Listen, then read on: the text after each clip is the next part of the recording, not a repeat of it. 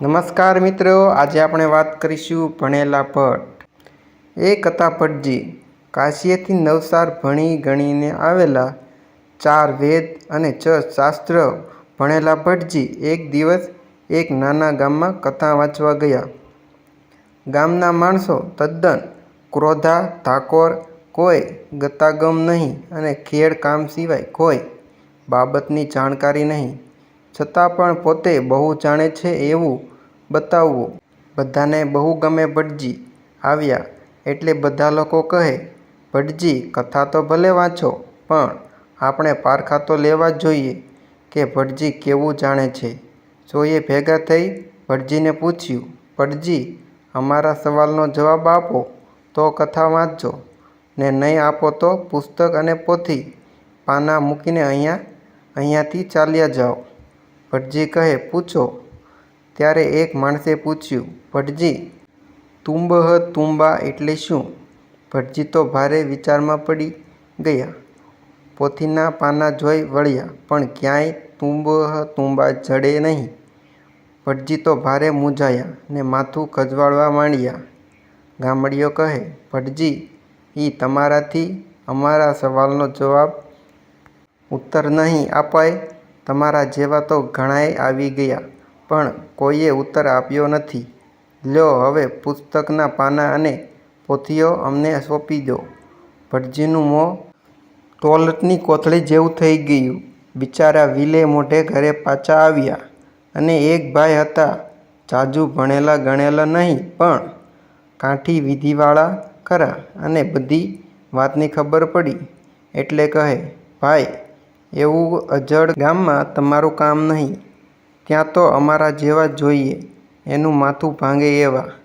આ બીજો ભાઈ તો ચાલ્યો એ જ ગામડામાં જઈને મલ્લીની જેમ કચોડો માર્યો ને માથે આખો મૂંજો કરાવ્યો.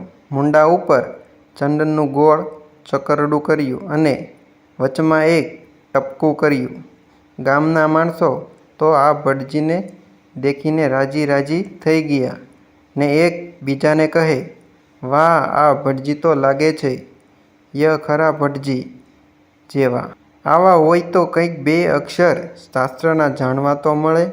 પણ તો એ બધાય કહે, પારખા તો લેવા જ જોશે. અમે કાંઈ કથા વાંચવા નહીં બેસાડાય. એક જણ કહે, ભટ્ટજી પધારો. એક ભટ્ટજી પુસ્તક પાનાં મૂકીને ગયા છે ને બીજા વળી તમે આવ્યા છો. તમારે તે હમણાં ખબર પડશે. ભટ્ટજી કહે, એ ભટ્ટ નોખો ને આ ભટ્ટ નોખો. અમે તો કંઈ કહેવાય એ ભગાડ આ માથે કેવું ટીલું કર્યું છે અને આ કેવો કચોટો માર્યો છે તે તો જુઓ. ગામના પટેલ કહે, ત્યારે જવાબ આપો જોઈએ તુંબહ તુંબા એટલે શું? આ ભટ્ટજીને તો બરાબર ખબર હતી કે ગામના લોકો ખેડ કામ સિવાય કોઈ વાતની નથી. ભટ્ટ કહે, ભાઈ ભૂલ્યા પૂરો સવાલે ક્યાં પૂછતા આવડે છે? તો સાંભળો. પહેલાં તો હોય ખેડમ, ખેડા પછી વાવલમ, વાવમ, વાવા પછી ઉગે વેલમ, વેલા પછી આવે ફૂલમ, ફૂલાને પછી થાય તુંબહ, તુંબા. ભટ્ટજી કહે, તુંબા. બધા કહે, એલા આ ભટ્ટજી સાચા કેટલું જ્ઞાન છે. જોયું, બરાબર કળી ગયા. ઓલ્યા આગળ આવ્યા તાં ઈ ભટ્ટને તો બોરના ડોડિયા જેટલુંય નો આવડે ને મોટે ઉપાડે કથા વાંચવા આવ્યા હતા. ભટ્ટજીને આખા ગામે વખાણ્યા. બધા કહે, ભટ્ટ ભારે, ભટ્ટ ભારે.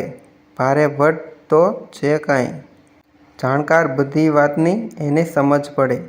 ભટ્ટને તો ગામ આખાએ જમાડ્યા, પાસે પુસ્તક પાછા આપ્યા ને સારી એવી શીખ આપીને વિદા કર્યા.